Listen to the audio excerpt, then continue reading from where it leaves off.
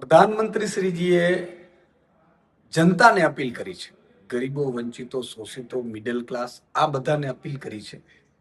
અને એમણે અપીલ એ કરી છે કે ભાઈ સોનું ન ખરીદો, પેટ્રોલ ડીઝલનો ઓછો ઉપયોગ કરો, અથવા તો સરકારી મેટ્રો ટ્રેન હોય અથવા તો બસીસનો ઉપયોગ કરો, જેથી ગાડીઓમાં આપણે ડીઝલ કે પેટ્રોલ વપરાય નહીં. સાથે સાથે ઘણી બધી એવી અપીલો કરી, કારણ કે દેશ આર્થિક સંકટથી પસાર થઈ રહ્યો છે. આ પહેલા પણ દેશ ઉપર સંકટ આવ્યા છે, પણ આટલી બધી બાબતોની અપીલો પ્રધાનમંત્રીશ્રીઓ કરી નથી. પરંતુ લાલ બહાદુર શાસ્ત્રીજીએ પ્રધાનમંત્રી તત્કાલીન એમણે અપીલ કરેલી, જે અનાજની, એક દિવસ આપણે ઉપવાસ રહેવાની અપીલ કરી હતી. અને ત્યારે પ્રધાનમંત્રીશ્રીએ લાલ બહાદુર શાસ્ત્રીજીએ એમણે એમના પત્નીને કહ્યું કે આપણે એક દિવસ ઉપવાસ રાખી શકીએ છીએ. તો એમણે કીધું કેમ?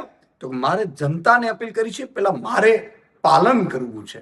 અને સાહેબ, ખુદ લાલ બહાદુર શાસ્ત્રીજી અપીલ કરી પેલા પોતે પાલન કર્યું હતું. એક દિવસ અનાજ નહીં ખાવાનું, એટલે ઉપવાસ કરવાનો, એક ટાણો નહીં ખાવાનો. અને પછી જનતાને અપીલ કરી હતી, ખેડૂતોને અપીલ કરી હતી, દેશે માન્યું પણ હતું. અત્યારે શું થઈ રહ્યું છે? અત્યારે ખરેખર તો સરકારે પહેલે આપણે કાપ મૂકવો જોઈએ. આપણે મોટા મોટા પ્લેનોમાં રખડતા હોઈએ, આપણે ખૂબ બધે જાહોજલાલીથી રેલીઓ કરતા હોઈએ છીએ. આ બધા ઉપર પહેલા કાપ મૂકીએ, મને લાગે છે એ બેટર રહે. સરકાર પછી કોણ આવે? અધિકારીઓ આવે. અધિકારીઓ ભાઈ, અત્યારે તમે જે કામગીરી કરો છો એમાં તમે કાપ મૂકો, બરોબર છે. અને પછી ઉદ્યોગપતિઓ, મોટા ઉદ્યોગપતિઓ, 5, 50, 100 લોકો છે, એમને કાપ મુકાવીએ. ભાઈ તમે અત્યારે ચાર્ટરનો ઉપયોગ ન કરો, તમે કાપ મૂકો, ઘણી બધી બાબતોમાં કાપ મૂકો, અને પછી સામાન્ય જનતા આવવી જોઈએ. આ તો ઉલટું થઈ રહ્યું છે. જ્યારે દેશ ઉપર સંકટ આવે ત્યારે મધ્યમ વર્ગ જ પીડાય છે. મધ્યમ વર્ગ જ તેજવું. આજે માની લો કે આપણે સગાઈ કરવી, લગ્ન કરવા હોય તો સોનું આપવું પડે છે. હવે સોનું આપણે ખરીદવાનું બંધ કરી દેશું તો એ તો સામાજિક વ્યવસ્થા ખોરવાઈ જશે. અને અપીલ કરતા પહેલા આપણે કેટલું પાલન કરીએ છીએ, આ બહુ મોટી વાત છે.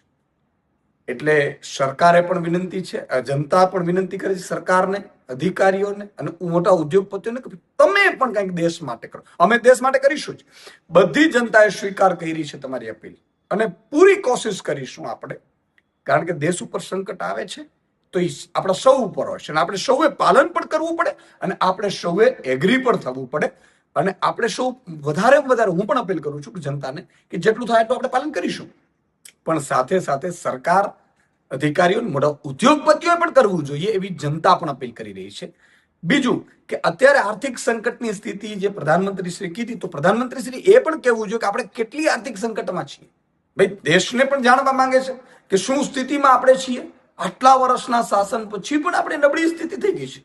એટલે આ બે બાબતો છે જેનો ખુલાસો સરકારશ્રીએ પણ કરવું જોઈએ, પ્રધાનમંત્રીશ્રીએ પણ કહેવું જોઈએ, એમના નેતાઓને, અધિકારીઓને, એમના સરકારોને પણ કંઈક કહેવું જોઈએ કે આપણે પણ કાપ મૂકીએ.